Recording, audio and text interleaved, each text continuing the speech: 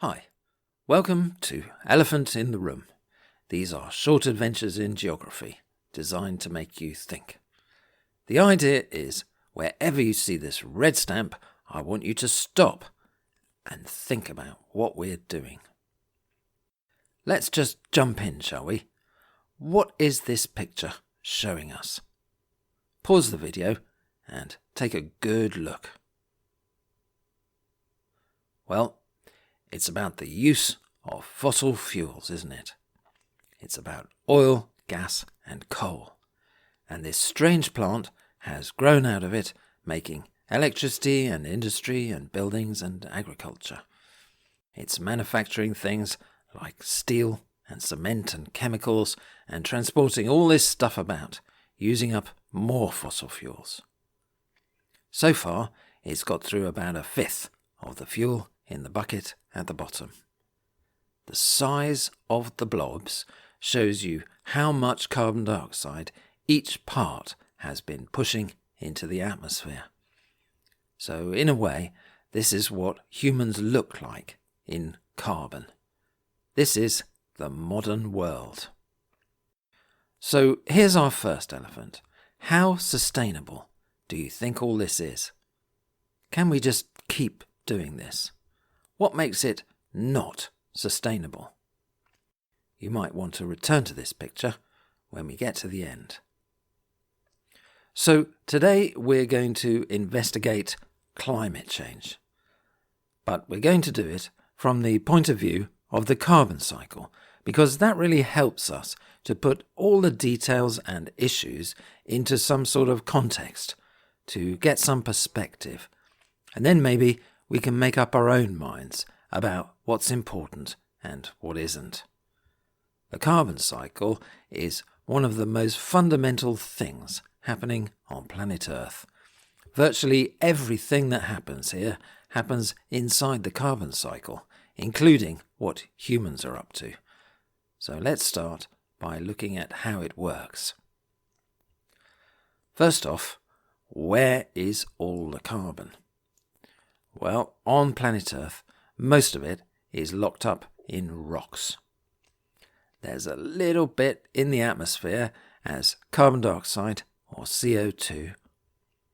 There's some in terrestrial biomass. That's living stuff on the surfaces of the land and all the soils that go along with it. There's some in the oceans, mostly as dissolved carbon dioxide. And this last one is our fossil carbon. That's ancient, living stuff that's been stashed away for long periods of time. The size of these blocks shows us how much carbon is stored in each place. But all this carbon doesn't just stay in those places. There are big natural flows which move it from one place to another. The biggest is photosynthesis, and this is such a big flow that it could remove all the carbon dioxide from the atmosphere in just a few years. But the biomass it makes, the living material it makes, also decomposes by a process called respiration, and that pushes all that carbon back out again into the atmosphere as carbon dioxide. The same thing happens in the oceans, which, after all, is where 50% of the photosynthesis on the planet happens. The oceans, though, sediment a little bit of that carbon to the bottom, mostly as shells, which eventually turns into rock. And over long periods of time, this just about balances the carbon that comes back out again during volcanic eruptions. Way back in geological time, some of the living stuff from the land and the oceans turned into this fossil carbon, removing loads of carbon dioxide from the atmosphere. So that's our carbon cycle, a very simplified picture of what's happening naturally with carbon on Earth. But then along come humans, and they discover just 170 years ago that they can burn all this fossil carbon, producing lots of carbon dioxide that goes back into the atmosphere, but also shed loads of energy. And it's really on the back of this that the modern world, that strange plant we saw at the beginning, has developed. They also deforest and desertify. That's the process of soil carbon breaking down.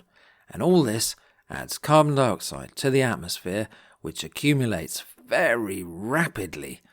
And it's really because the natural systems on the land and in the oceans, although they've been seriously affected, haven't had a chance to adapt to this change yet, haven't had a chance to find a clever way to mop it all up.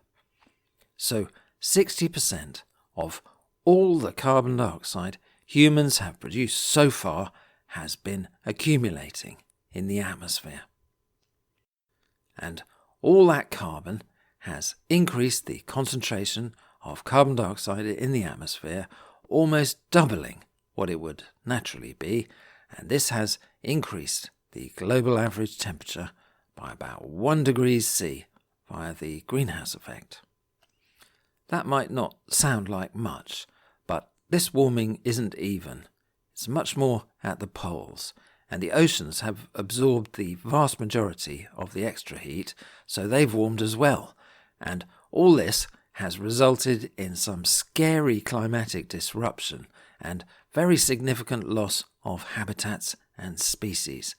And that's where we are today. If we double the amount of fossil fuels we've used, we'll be hitting a 2 degrees C global average temperature rise, and that's thought to be a tipping point. That's thought to involve much more extreme changes, requiring much more extreme responses on our part. So that's the limit that was adopted by international agreement in 2015. But at the rate we're burning fossil fuels at the moment, it looks like we'll hit that limit in just 20 years. So no wonder people are getting so worried, and it's become such an important political issue. So let's think about what we can do about all this. How do we respond? Do we just hope for the best? Although we have no evidence at all to suggest that we can just carry on. Maybe build in lots of expensive resilience into what we already do. Do we prepare ourselves for more extreme weather events, the droughts, storms, floods and so on? Do we move back from the coasts to allow for sea level rise? Do we all move around to parts of the world where the crops we depend on can still be grown? Do we just carry on and build a fleet of rockets to take us off to other planets we haven't found yet, all in 20 years? Or do we mitigate? Do we wean ourselves off the fossil fuels we've come to depend on and replace them with renewables? That's sustainable energy like wind and solar. Some countries have taken dramatic steps in this direction in a very short space of time. Can we organise better land use management? Can we stop deforesting? Can we look after our soils better? And what about all this carbon we've already pushed into the atmosphere and all the carbon that's still to come? Can we use things like carbon capture to remove some of it? Well, it's still an unproven technology, and we've only got 20 years, and there's a lot of carbon and not that many places to put it, but maybe it will make some difference. Could we use biofuels instead? This has serious land use implications, but maybe that will be useful too. 20 years ago, people were talking about fertilizing the oceans to draw down some of this carbon into the deep ocean, but the experiments weren't that convincing. Perhaps one of the most useful things we could do is use photosynthesis to restore some of the damage we've done to soils. Photosynthesis is a great big flow, and soil carbon is a great big potential reservoir, big enough to mop up most of the carbon humans have produced so far, and anything we can do to improve soils is a big plus for us too. It helps with water retention, productivity, reducing the use of fertilizers, alleviating poverty, and so on. So, not very high tech and difficult to commercialize, but a bit of a win-win. By far the biggest thing on here, though, is what we do to reduce our own need for energy. I don't only mean changing our light bulbs and consuming less stuff and sitting in traffic jams in electric cars instead of petrol ones.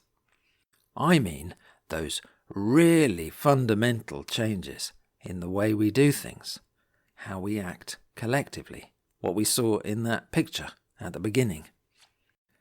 How much of those traffic jams are so we can drive to work and tick some essentially pointless boxes and earn enough money to pay for the car to get us there? Is that the kind of thing we really need to do?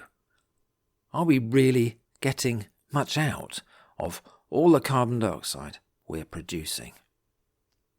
Anyway, reorganizing how our societies and economies operate is where the really big savings are. So, choices. Well, in a way, we don't have that many choices. It looks like we'll have to concentrate on renewable energy, perhaps with some nuclear to tide us over. Maybe with lots and lots of lovely energy conservation. Slightly more distant on our radar, we're going to have to think about cleaning up by restoring ecosystems, biodiversity and soils. Not just because that would be nice, but because if the natural systems on the land and in the oceans are going to be the ultimate sink for all this carbon, we need those systems to work properly, to be big enough and healthy enough to do it.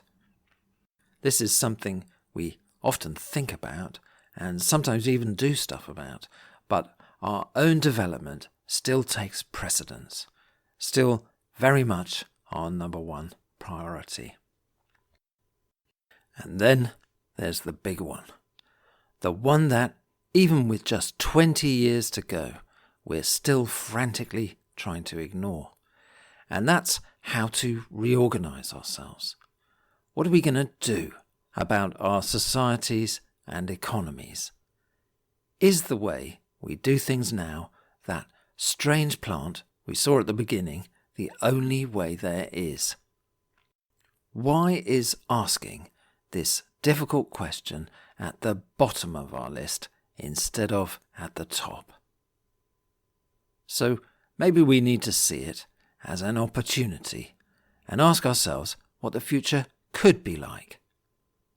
Lots of what goes on now seems pretty stupid. The future we see in science fiction usually looks pretty awful. So what should we do instead? So what I want you to do is to think about what you'd like the future to be like. Have a proper conversation about it. Draw a picture, write a story, whatever you fancy. There are some questions in the links below to help, but the main thing is to be imaginative. Because one thing's for sure, we're only going to sort all this out by using our imaginations. So, thanks for listening. See you next time.